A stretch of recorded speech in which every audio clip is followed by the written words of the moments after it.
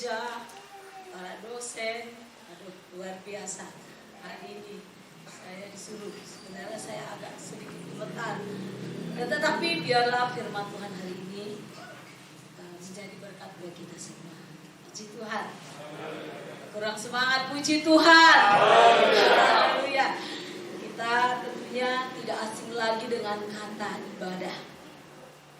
Tentunya kita tidak asing arti kata ibadah. Banyak hal kata ibadah dan sering kita beribadah. Aku yakin di tempat ini juga yakin ini karena khususnya ibu-ibu yang hadir hari ini juga rajin-rajin beribadah. Tetapi ada satu kerinduan Tuhan di dalam gereja Tuhan. Apalagi hari-hari ini kita tahu gereja sedang digoncangkan dengan hal-hal pengajaran. Berbagai banyak hal. Apalagi kalau saya lihat banyak pengajaran-pengajaran, bahkan ada juga jemaat yang terpengaruh. Apalagi yang lagi ngetren, ya kan? Apa itu? Soal perpuluhan. Yang saat ini, wah GPDI pun keluar, ini artinya ini dan ini. Sebenarnya dari dulu Tuhan sudah, kita nggak usah ributkan itu. Tuhan itu sebenarnya ingin ketaatan hati kita melakukan firman Tuhan. Itu aja dari sejak zaman Adam dan Hawa. Tuhan bilang jangan makan ini, kan gitu. Dan Tuhan ingin hati kita dalam beribadah, dalam kita memuliakan Tuhan, hidup kita. Tuhan butuh kesungguhan. Dan Tuhan juga merindukan waktu bangsa Israel dijajah oleh Firaun yang tidak mengenal Tuhan. Tuhan rindu umat-umatnya untuk beribadah pada Tuhan. Mari kita buka di dalam Keluaran pasal 5. Tuhan mengutus Harun dan Musa untuk mengatakan kepada Firaun untuk umat Tuhan atau bangsa Israel beribadah kepada Tuhan. Kita akan lihat di dalam Keluaran 5 ayat 1 dan 2, aku bacakan. Kemudian Musa dan Harun pergi menghadap Firaun. Lalu berkata kepadanya, beginilah firman Tuhan Allah Israel. Biarkanlah umatku pergi untuk mengadakan perayaan bagiku di padang gurun. Ayat 2. Tetapi Firaun berkata, siapakah Tuhan itu yang harus kudengarkan firman-Nya untuk membiarkan orang Israel pergi? Tidak aku kenal Tuhan itu, dan tidak juga aku akan membiarkan orang Israel pergi. Bapak Ibu, Tuhan mengutus Musa untuk pergi, mengatakan bahwa ayo Musa, kamu harus membawa umat Israel, katakan kepada Raja Firaun untuk beribadah 3 hari perjalanan jauhnya. Disuruh oleh Tuhan. Ada permohonan Tuhan, ada kerinduan Tuhan untuk mendengarkan ibadah atau persembahan atau syukur bangsa Israel kepada Tuhan. Nah, di sini Firaun berkata, aku tidak kenal Tuhan yang kamu sembah itu. Karena ketika Musa mulai dewasa, Firaun sudah tidak Firaun yang seperti Firaun yang waktu zamannya Yusuf. Ini yang sangat kejam. Dan dia banyak kali membuat peraturan untuk bangsa Israel, menekan bangsa Israel selama di dalam perbudakan di tanah Mesir. Dan Tuhan minta, ayo Musa, ayo Harun, kamu pergi katakan kepada Firaun. Dan kita lihat di sini Tuhan mengutus. Kemudian di Setelah Tuhan mengadakan tulah, nah ada tulah yang pertama air menjadi darah, kemudian tulah yang kedua katak, nyamuk. Mereka masih bisa melakukan itu. Para pegawai Firaun pun bisa melakukan itu. Tetapi waktu tulah yang keempat ini, Tuhan datang lagi kepada Musa dan Harun. Kita lihat di dalam Keluaran pasal 8. Kita lihat Keluaran pasal 8. Di sini Tuhan sudah memberikan tulah yang keempat, yaitu lalat pikat. Saudaraku, kalau aku pelajari, lalat pikat itu bukan lalat yang seperti kita yang terbang-terbang. Lalat ini agak besar dan dia mengisap darah. Kalau kita kena lalat pikat ini, kita akan bengkak-bengkak, akan bisa mati. Dan setelah itu Firaun bukan sadar, tetapi dia mengizinkan untuk beribadah. Bagaimana Firaun mengizinkan bangsa Israel ini untuk pergi, tapi dengan caranya. Kita lihat di dalam Keluaran pasal 8 ayat 25. Ini peraturan pertama yang dibuat oleh Raja Firaun. Dikatakan, lalu Firaun memanggil Musa dan Harun serta berkata, persembahkanlah korban kepada Allah di negeri ini. Lihat, peraturan yang dibuat oleh Firaun.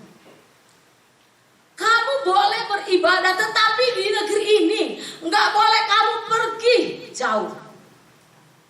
Kamu harus di tanah Mesir ini. Tanah Mesir yang penuh dengan penyembahan. Dia mau bangsa Israel hanya beribadah di situ. Dia mau gabungkan ibadah orang Israel dengan orang Mesir. Saudara, Firaun berbicara tentang kuasa kegelapan. Dan dikatakan di negeri ini atau di Mesir. Mesir berbicara tentang dunia. Iblis ingin kita beribadah boleh, tetapi tetap kita seperti yang dahulu. Saudara tahu kita seperti yang dahulu, si gel-gel katanya.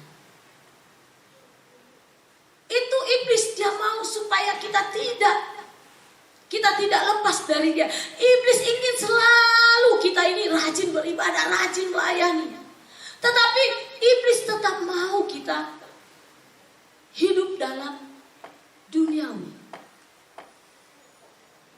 Hidup yang dahulu, yang si gel-gel. Tidak ada perubahan. Aku beberapa kali bertemu dengan perbapaan, ada mungkin anggota juga, ada dari gereja lain. Sering aku pas belanja, ada gereja lain, bapak-bapak duduk ya. Kayaknya saya gak pernah deh lihat bapak ini, bapak kok ke gereja, di gereja bapak. Ngapain aku ke gereja gitu. Kulihat katanya, istriku gak ada perubahannya. Ibu-ibu yang hadir, hati-hati. Ya, kita harus ada perubahan. Jangan kita sama dengan dunia. Dan memang iblis itu mau kita, ayo kita tetap kita seperti yang dahulu. Supaya setiap ibadah kita, setiap persembahan kita kepada Tuhan tidak menyenangkan hati Tuhan. Itu kemauan iblis. Firaun itulah. Dia mau tetap tinggal orang Israel di negerinya, nggak boleh keluar. Ada ilustrasi, ya kan? Ada ilustrasi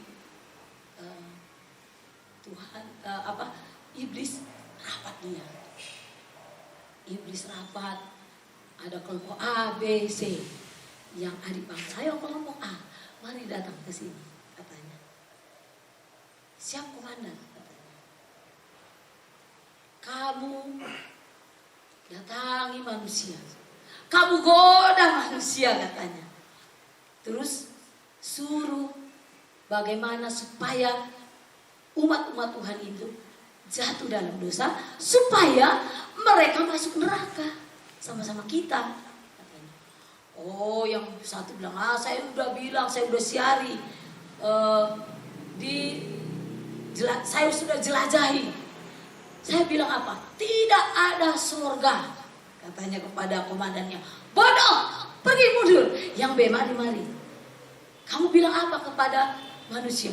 Saya bilang, katanya, tidak ada surga. Mundur katanya. Yang terakhir, mari kelompok C, silakan maju. Kamu bilang apa kepada manusia? Saya bilang beribadah saja kepada Tuhan, melayani Tuhan saja setiap hari. Kalau terlibat, ayo terlibat saja. Tapi jangan tinggalkan dosa. Enggak apa-apa melayani Tuhan, enggak apa-apa beribadah, tetap hidup dalam dosa. Wah, bagus kata komandan. Banyak gereja Tuhan tidak menjadi berkat, tidak mau memisahkan diri, tidak mau berubah. Kadang-kadang aku sedih gitu kalau ditanya ada yang gitu, dia nggak berubah, dia nggak menjadi berkat. Ayo kita mau memisahkan diri dari dunia ini. Saudara dan saya sudah dipilih oleh Tuhan. Saudara dan saya sudah ditebus oleh Tuhan. Biarlah segala pelayanan kita, biarlah segala ibadah kita menyenangkan hati Tuhan. Supaya apa yang kita kerjakan menyenangkan hati Tuhan. Jangan menjadi sia-sia. Sebab itulah tujuan iblis. Firaun pun begitu. Tujuannya bagaimana bangsa Israel tidak boleh meninggalkan Mesir. Iblis juga gitu. Jangan sampai kita meninggalkan dia. Dia mau selalu kita tetap ada dalam kehidupan. Dia ada di dalam kehidupan kita. Mungkin dulu kita sering bersungguh-sungguh. Saya beberapa kali ada hamba Tuhan dari luar, ibu gembala. Kalau datang dia selalu menceritakan keluhannya gitu. Udahlah, masa kamu gak beriman? Saya bilang, suamimu aja ngajar, kenapa kamu masih khawatir? Ya ini Tuhan, itu Tuhan. Dia lihat saya udah di gereja yang besar. Kalau saya dulu, saya hanya berapa jemaat dulu? Mungkin ada 8. Pertama saya merintis. Saya pernah gak ada makan untuk sore. Tetapi saya diam aja, saya gak bilang Bapak Gembala. Akhirnya Bapak Gembala disuruh dipanggil. Mari katanya, tolong betulkan listrik. Setelah betulkan listrik dikasih 20.000. Dulu 20.000 itu besar sekali. Bisa saya beli beras 3 tumbak waktu itu. Saya bilang, oh Tuhan luar biasa. Saya bilang kamu harus beriman.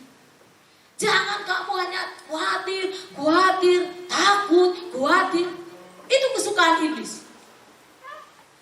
Hamba-hamba Tuhan mungkin bukan kami nggak pernah berintis, pernah itu alami, tetapi kita mau bawa bersyukur kepada Tuhan. Tuhan pasti akan memberkati kita. Amin. Kalau kita mau datang kepada Tuhan, nggak ada yang Tuhan tidak memberi. Nggak ada yang kita rindukan itu tidak Tuhan beri. Pasti Tuhan beri. Yang kedua, bagaimana Firaun untuk bangsa Israel untuk beribadah dengan caranya. Yang kedua, di ayat 28 tetap di Keluaran 8 tadi, ayat 28 dikatakan, lalu kata Firaun, baik, aku akan membiarkan kamu pergi, mempersembahkan korban kepada Tuhan Allahmu di padang gurun. Hanya pergi, jangan terlalu jauh. Dikatakan jangan pergi terlalu jauh. Iblis tidak suka kita pergi jauh. Iblis ini selalu. Bapak Ibu, memang tidak gampang untuk kita melepaskan Apa mungkin kami hamba Tuhan tidak tahu keadaan jemaat. Jemaat tidak tahu, kami yang melayani. Hati saudara kami tidak tahu. Saudara tidak tahu hati kami. Ada dosa mungkin yang tersembunyi, yang tidak gampang untuk kita tinggalkan itu. Tetapi harus ada komitmen, harus ada keputusan. Bagaimana kita pergi jauh dari dosa itu. Sama seperti mama yang makan sirih, kan gak gampang. Ada disampul, ibu, aku mau bertobat katanya. Tentu, ini aku udah gak makan lagi sirih. Bagus, senang. Walaupun dia bukan jemaat. Ada juga jemaat yang punya gitu kan. Iya, tau-taunya berapa minggu kemudian saya lihat dia makan sirih lagi, Bu. Ya, berat persoalanku. Karena persoalan balik lagi. Enggak luka, enggak gampang Bapak Ibu untuk meninggalkan dosa. Tapi harus kita punya kemauan yang keras. Keputusan yang sangat harus kita ambil. Kami ada beberapa di tempat kami kalau melayani Tuhan enggak boleh makan sirih sama ini kan, hisap ya kan bapak-bapak. Tapi ada juga sedih aku ya. Daripada aku meninggalkan sirih katanya. Ya udah, tidak boleh melayani. Saya tidak boleh melayani. Sedih saya lihatnya dulu.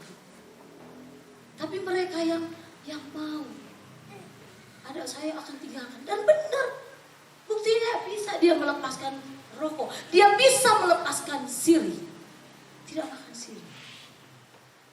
Itu hanya mungkin kita karena udah kecanduan. Apalagi kuasa kegelapan yang membawa kita susah. Mungkin sakit hati, itu gak gampang. Iri, aduh gak gampang. Biasanya satu paket ya kalau iri dan sakit hati itu. Biasanya satu paket ya. Iri dan benci itu gak gampang. Makanya perlu kita jauhkan. Firaun enggak, dia mau, iblis ini mau kita selalu tinggal di dalam dosa. Tetap ada iri, tetap ada kebencian, kesombongan. Tetap kita merasa hebat. Ayo kita mau tinggalkan itu. Biarlah kita menjadi umat-umat Tuhan atau hamba-hamba Tuhan yang melayani, yang sudah memang kita pergi jauh meninggalkan dosa. Amin. Haleluya. Jadi tegang, jadi saya pun agak juga. Kemudian yang ketiga dikatakan, kita lihat Keluaran pasal 10. Keluaran pasal 10 ini cara iblis yang ketiga, dia pengen. Dikatakan ayat 10 pasal 10 ayat 11 ini cara iblis bagaimana yang ketiga. Dikatakan bukan demikian, kamu boleh pergi, tetapi hanya laki-laki dan beribadahlah kepada Tuhan. Hanya laki-laki. Kalau di dunia ini hanya laki-laki, tidak ada generasi penerus kan gitu. Atau kalau hanya perempuan, tidak ada generasi penerus. Dan iblis itu mau di dalam kehidupan orang Kristen, kehidupan orang-orang percaya, kehidupan hamba-hamba Tuhan itu tidak ada generasi penerus. Sekarang iblis sedang bekerja bagaimana supaya tidak kita mempunyai generasi. Apalagi sekarang kan kalau kita lihat di media sosial banyak juga udah terpengaruh dengan ajaran. Kami ada pemuda kami bilang gini, iya kan di YouTube itu kan dibilangnya itu kan persepuluhan itu kan perjanjian lama katanya. Nah kalau nggak kita pakai perjanjian lama, kita hanya perjanjian baru, robek aja yang kita perjanjian lama kan gitu. Terus akhirnya dikasih tahu gini oleh kami, dan akhirnya dia memberi persembahan persepuluhan. juga. Ada juga seorang ibu gembala bilang, "Tentang ada jemaat kami pergi dia ke gereja lain," katanya. "Gak boleh ada janji iman," katanya. Namanya janji iman, katanya. Berarti kalau ada janji iman itu gak beriman, katanya. Dia pergi ke gereja lain, dia ikuti persekutuan itu, tapi dia tetap gereja. Tapi dia gak lagi ikut persekutuan atau rayon-rayon. Dia kayak jajanlah dia ke gereja sebelah. Akhirnya dia membuat kecewa hamba Tuhan itu. Dan Tuhan membuat dia sakit. Dan sampai akhirnya dia meninggal. Kasihan. Karena dia terpengaruh.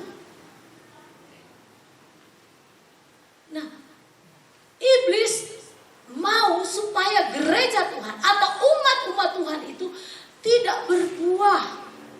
Ya kan? Generasi penerus atau tentang buah. Kita sebagai umat-umat Tuhan, sebagai gereja Tuhan, kita harus berbuah. Berbuah pertobatan. Berbuah kebenaran dalam hidup kita. Kita mau tunjukkan kepada dunia bahwa kita adalah orang-orang yang sudah ditebus oleh Tuhan. Kita ada perubahan. Kita tidak tinggal dalam dosa itu.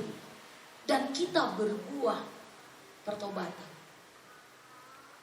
Dan ada kebenaran di dalam hidup kita. Kadang-kadang sedih kalau kita dengar anak Tuhan tidak menjadi berkat, kan? Mungkin ada hamba-hamba Tuhan di sini dengar kalau ada jemaat yang nggak menjadi berkat, kami ini sedih.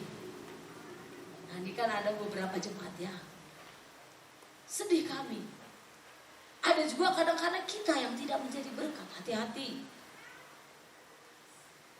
Hai para gembala, ibu gembala. Amen. Kita rasa, gak perlunya kita di kampung ini dekat-dekat dengan mereka. Enggak. Kita harus juga menjadi berkat. Kalau kita lihat di Filipi, yaitu buah pertobatan. Kalau kita lihat juga di mana Matius 3 ada kita hidup bekerja, yaitu untuk menghasilkan buah. Maksudnya di sini kita bekerja memberi buah, atau kita bekerja melakukan pekerjaan yang benar.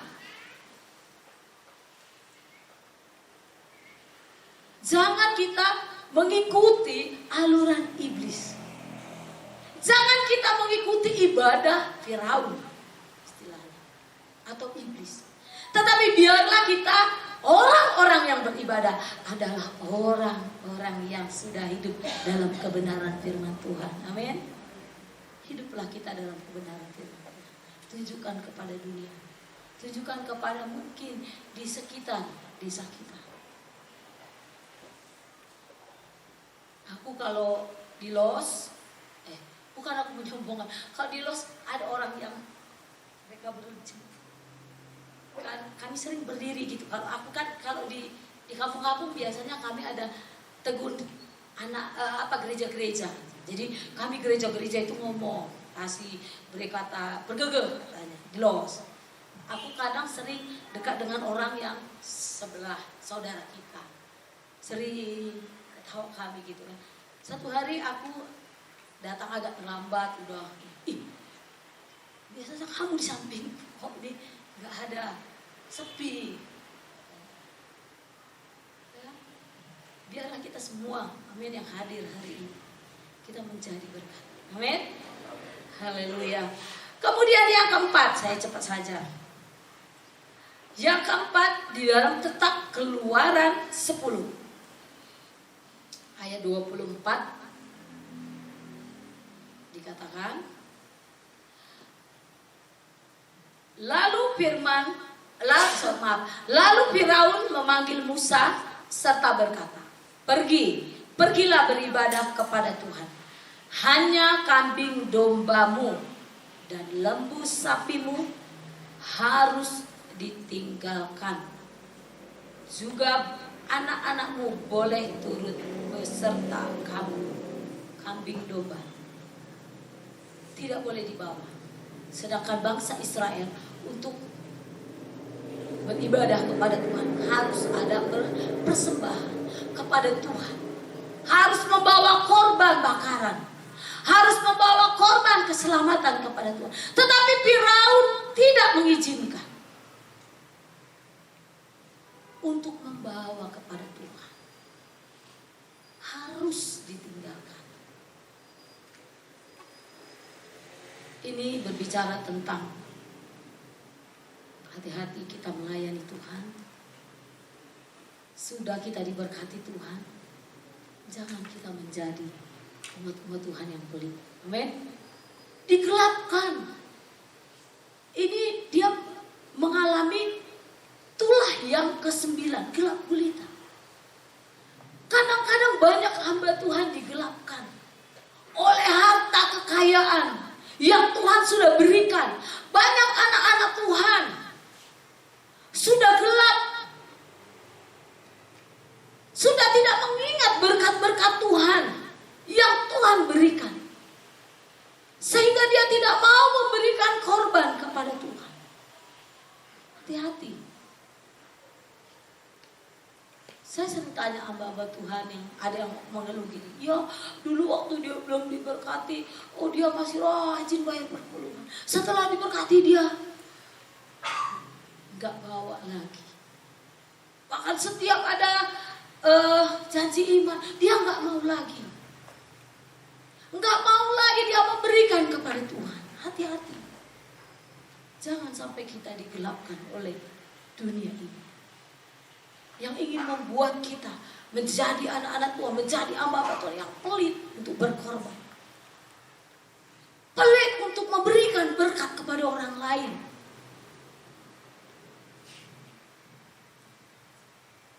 Biarlah kita menjadi hamba-hamba Tuhan yang menjadi berkat. Kita mau berkorban, baik untuk orang lain, baik untuk pekerjaan Tuhan, dimanapun. Mungkin kita bukan hanya di gereja kita, mungkin ada gereja yang lain yang kita bisa berkati. Ada gereja-gereja yang lain, mungkin bukan gereja kita, bisa juga kita berkati dengan pelayanan-pelayanan kita, dengan pengorbanan yang kita berikan.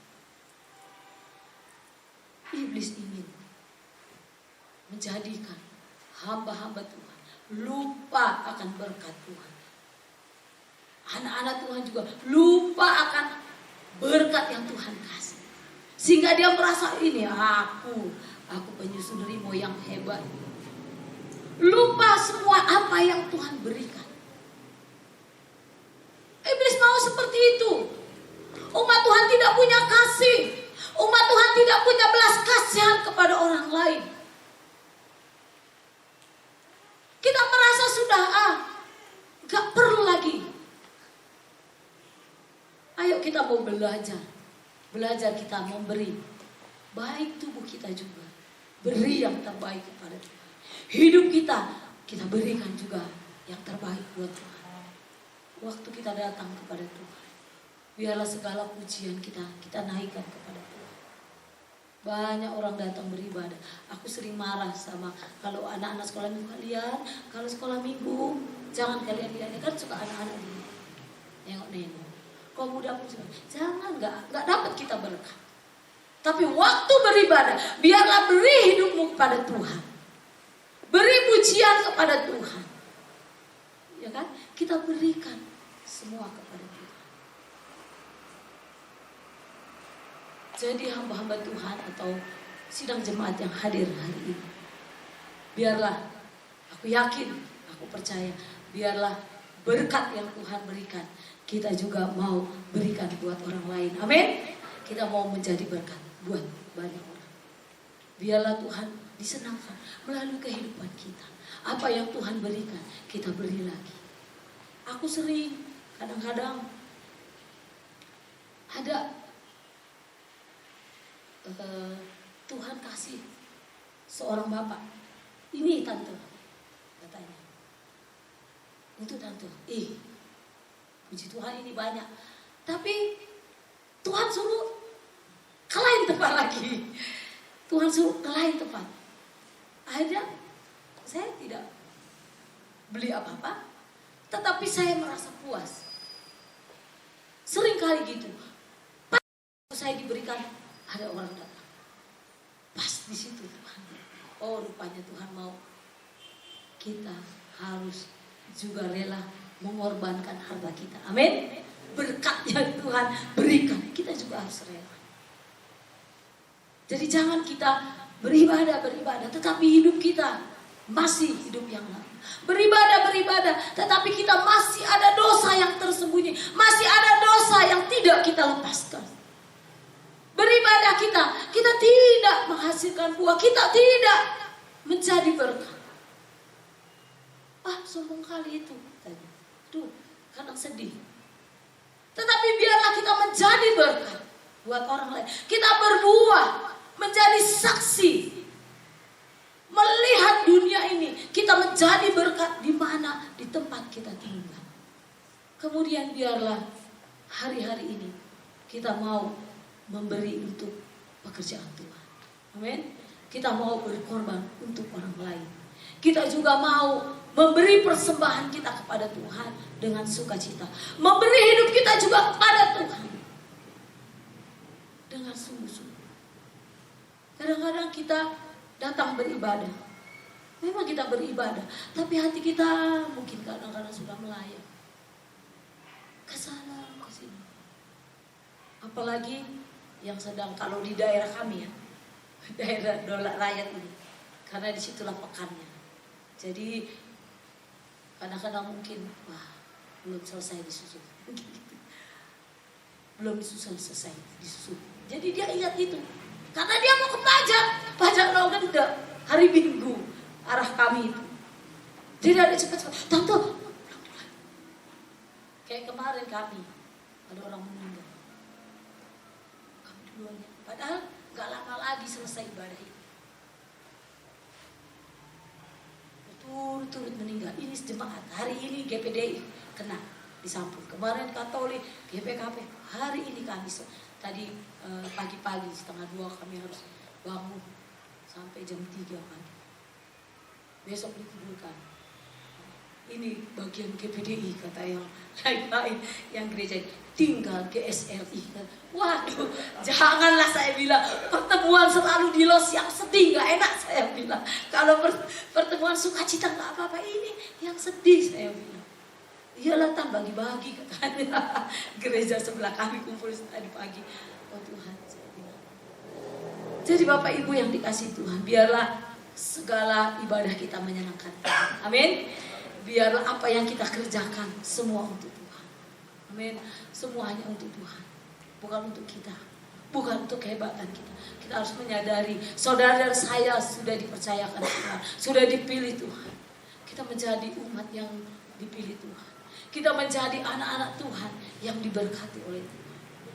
Biarlah ibadah kita benar-benar ibadah di hari-hari ibadah yang tidak goyah oleh ajaran apapun, dan tidak goyah oleh hal-hal dunia, tidak goyah oleh pekerjaan iblis. Kita tahu bahwa iblis hari-hari ini dia sedang bekerja. Kadang-kadang saya lihat kaum muda kasihan sekali, anak-anak muda, anak-anak kecil, udah lagi nggak konsentrasi, dia bawa HP. Dan bagaimana generasi yang berikutnya? Dia sudah tidak kenal lagi.